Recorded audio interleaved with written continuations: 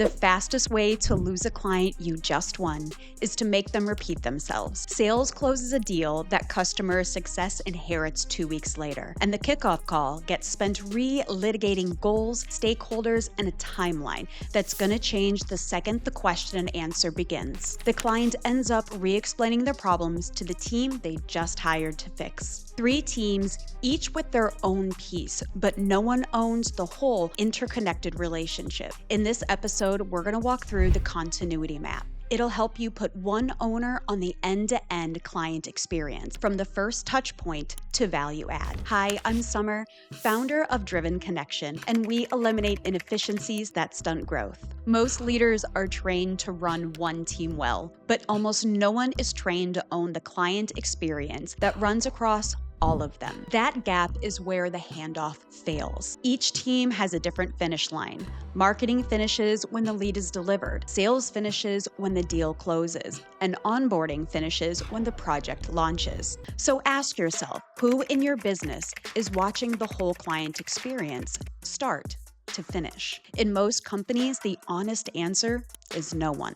Each team builds their own efficiencies inside their own boundaries, and the inefficiencies show up between the handoffs where the signal never transmits. Better communication helps, but it won't hold unless the structure changes with it. Epictetus, the Stoic philosopher whose dichotomy of control framing leaders still quote, said the chief task is to identify clearly what is within your control and what isn't. A broken handoff is not external interference. It's an internal design choice. Bain's research found 80% of executives believe they deliver a superior client experience. Only 8% of customers agree. The gap isn't perception. Each team can see its own finish line, but no one is watching the one the client actually is running towards. Let me show you what this looked like in a real engagement. A few years ago, I worked with a mid-sized financial institution. The sales team was hitting their numbers, closing accounts, and their pipeline reports were full of green check marks. But the executive team had a quiet problem. Their referrals, the cheapest and highest trust sales motion they had, were softening, and nobody could explain why.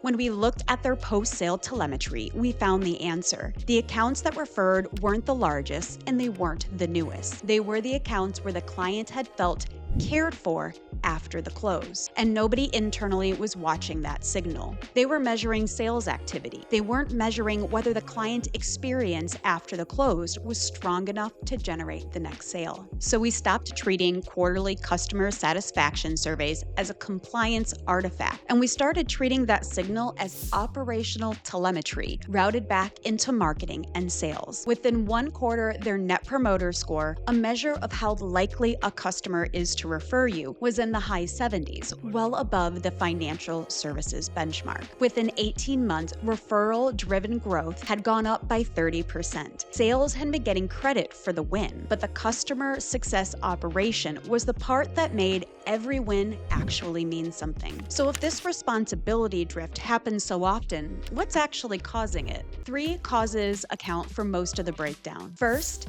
each team is rewarded for its own outcome, not the client's. Marketing is paid on lead volume, sales on closed revenue, customer success on retention. Nobody is paid on whether the client actually got the value that we sold them. The P&L cost shows up in renewals and referrals that never happen, forfeited revenue tied to no one's quota. Second, context disappears between teams. The salesperson carries what actually matters: the buyer's real goals, who pushed back internally, and what almost killed the deal. None of it lives in a form of a transmit that went from one team to the next, so the onboarding starts blind. Forrester's research on revenue process alignment found marketing qualified leads, or MQLs, lack context about the account, the buyer group, and the solution.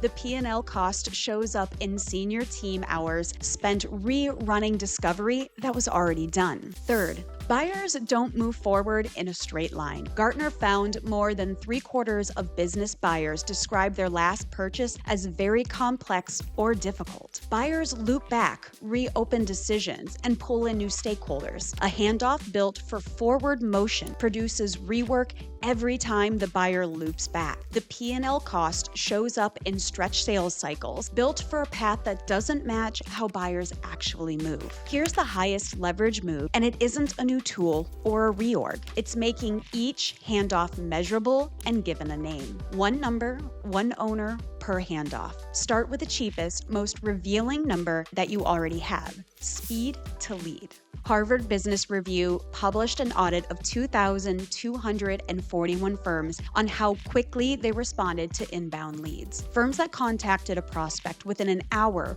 were nearly 7 times more likely and qualified the lead than firms that waited even longer than an hour. An average response time across the audit was 42 hours. 42 hours from the moment a buyer raised their hand to the moment a human at the company responded. Speed to lead is the cheapest place to start because it instantly tells you whether anyone owns the first handoff. You don't need a CRM overhaul. You don't need a new vendor.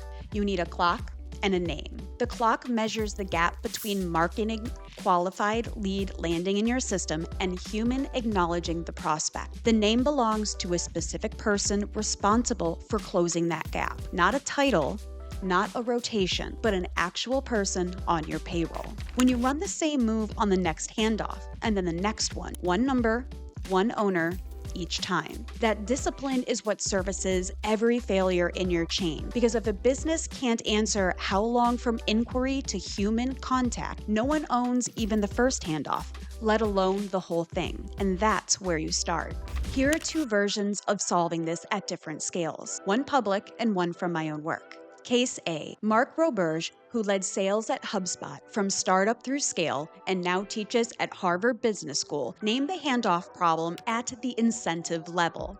In the sales acceleration formula, he describes what HubSpot calls the S-Marketing SLA, a service level agreement between sales and marketing. Marketing took on revenue quota, not a lead volume quota. Sales committed to a measurable lead touch standard. The qualitative we're-aligned conversation was replaced with renamed numbers and teams owned. Roberge credits the SLA with carrying HubSpot through its growth phase. One shared number, not 2 competing ones. If you're not at the HubSpot scale, the principle still works at your business. Replace the alignment talk with one number each side owns. Case B, a client I worked with, a scaling professional services firm, ran a smaller version on one engagement. Sales had closed a deal promising kickoff in 2 weeks. Onboarding inherited the promise without knowing it had been made, and the first kickoff call was spent relitigating the timeline. The firm mapped the engagement from first inquiry to first delivered value.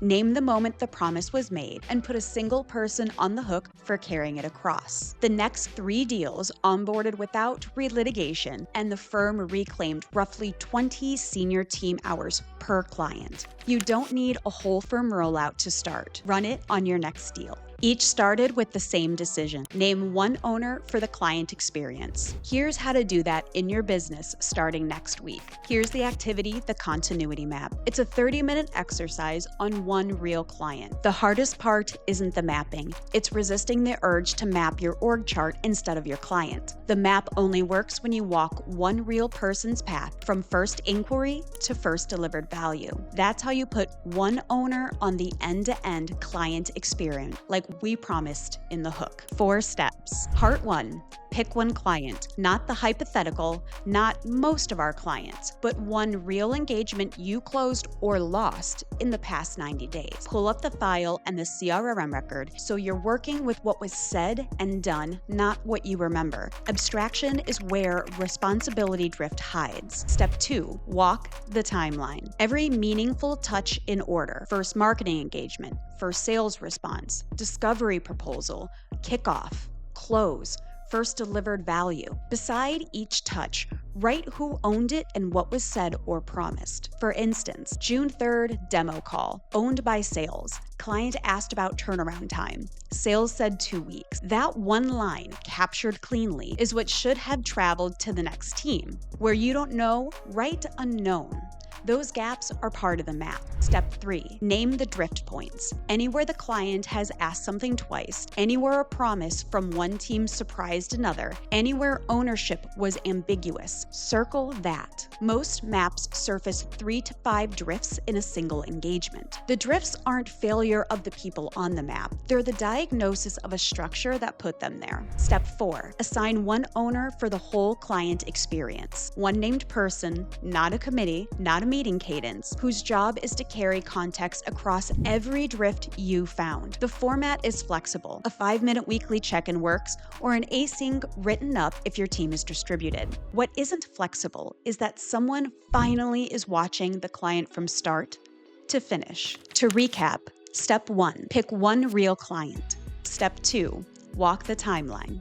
Step 3, name the drift points. Step 4, assign one owner for the whole client experience. Run the continuity map on one real client this week, and you'll see exactly where the handoffs break and who could carry the client across. That's the start of one owner on the end-to-end client experience, from the first touch point to value add. You don't need a CRM overhaul or a quarterly initiative.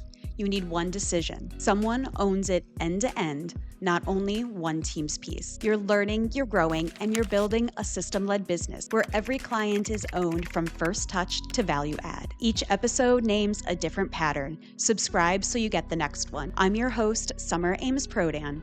We'll fix another inefficiency on the next episode of Driven Growth.